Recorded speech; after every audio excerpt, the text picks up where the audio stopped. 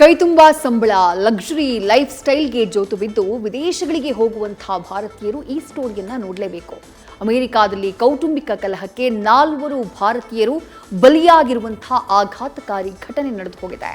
ಪತ್ನಿ ಸೇರಿ 4ರನ್ನ ಹತ್ಯೆ ಮಾಡಿ ಆರೋಪಿ ಅಟ್ಟಹಾಸವನ್ನ ಮೆರೆದಿದ್ದಾನೆ.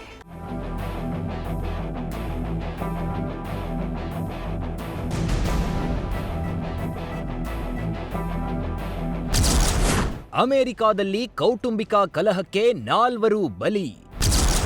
ಪತ್ನಿ ಸಂಬಂಧಿಕರಿಗೆ ಗುಂಡಿಕ್ಕಿ ಕೊಂದ ಭಾರತೀಯ. ಅಮೆರಿಕಾದ ಜಾರ್ಜಿಯಾ ರಾಜ್ಯದಲ್ಲಿ ಆಘಾತಕಾರಿ ಘಟನೆಯೊಂದು ನಡೆದಿದೆ. ಕೌಟುಂಬಿಕ ಕಲಹದಲ್ಲಿ ಬೆಂದಿದ್ದ ಭಾರತೀಯ ಮೂಲದ ವ್ಯಕ್ತಿಯೊಬ್ಬ ತನ್ನ ಪತ್ನಿ ಸೇರಿ 4 ಸಂಬಂಧಿಕರನ್ನ ಗುಂಡಿಕ್ಕಿ ಹತ್ಯೆ ಮಾಡಿದ್ದಾನೆ. ಅಂದ್ಹಾಗೆ ಈ ಫೋಟೋದಲ್ಲಿ ಮುದ್ದಾಗಿ ಕಾಣ್ತಿರುವ ಈ ಜೋಡಿ ಹೆಸರು 51 ವರ್ಷದ ವಿಜಯ್ ಕುಮಾರ್ ಹಾಗೂ 43 ವರ್ಷದ ಪತ್ನಿ ಮೀಮು ಡೋಗ್ರಾ ಅಂತ. ಜಾರ್ಜಿಯಾದ ಲಾರೆನ್ಸ್ ವಿಲ್ಲೆಯಲ್ಲಿ ವಾಸವಿದ್ದ ವಿಜಯ್ ಕುಮಾರ್ ಪತ್ನಿ ಸಂಬಂಧಿಕರ ಮೇಲೆ ಗುಂಡಿನ ಸುರಿಮಳೆಗೈದು ಪ್ರಾಣ ತೆಗೆದಿದ್ದಾನೆ. ಗಂಡ ಹೆಂಡತಿಯ ಜಗಳ 4ರ ಕೊಲೆಯಲ್ಲಿ ಅಂತ್ಯವಾಗಿದೆ.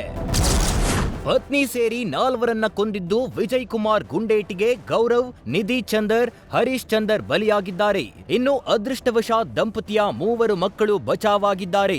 ಗುಂಡಿನ ದಾಳಿ ವೇಳೆ ಕಪಾಟಿನಲ್ಲಿ ಅಡಗಿ ಪ್ರಾಣ ಉಳಿಸಿಕೊಂಡಿದ್ದಾರೆ. ಹತ್ಯೆ ವೇಳೆ ಮನೆಯಲ್ಲಿ 3 ಮಕ್ಕಳಿದ್ದ ಮಾಹಿತಿ ಇದ್ದು ತಕ್ಷಣವೇ ಪೊಲೀಸರಿಗೆ ಕರೆ ಮಾಡಿ ಮಾಹಿತಿ ನೀಡಿದ್ದಾರೆ. ಪೊಲೀಸರು ಸ್ಥಳಕ್ಕೆ ಬಂದಾಗ ಮನೆಯಲ್ಲಿ 4ರ ಮೃತದೇಹಗಳು ಬಿದ್ದಿದ್ವು. ಕೂಡಲೇ ತಪ್ಪಿಸಿಕೊಳ್ಳಲು ಯತ್ನಿಸಿದ ಹಂತಕ ವಿಜಯ್ ಕುಮಾರ್ನನ್ನ ಪೊಲೀಸರು ತಮ್ಮ ಶ್ವಾನದ ಸಹಾಯದಿಂದ ಬಂಧಿಸಿ ಜೈಲಿಗೆ ತಳ್ಳಿದ್ದಾರೆ. ಅಟ್ಲಾಂಟಾದಲ್ಲಿರುವ ಭಾರತೀಯ ರಾಯಭಾರಿ ಕಚೇರಿಯು ಈ ಘಟನೆಯನ್ನ ಖಂಡಿಸಿದ್ದು ಮೃತರ ಕುಟುಂಬಕ್ಕೆ ಸಂತಾಪ ಸೂಚಿಸಿದೆ.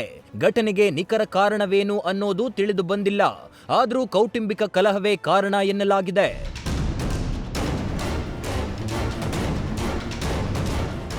ಈ ಘಟನೆ ಅಮೆರಿಕಾದಲ್ಲಿ ವಾಸಿಸಿರುವ ಭಾರತೀಯರಲ್ಲಿ ಆತಂಕ ಮೂಡಿಸಿದೆ.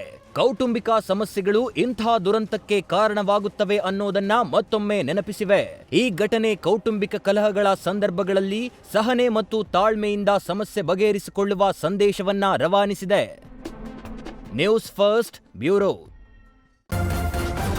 ನ್ಯೂಸ್ ಫಸ್ಟ್ ನಿರ್ಭೀತಿಯಿಂದ ನಿಮ್ಮ ಪರವಾಗಿ.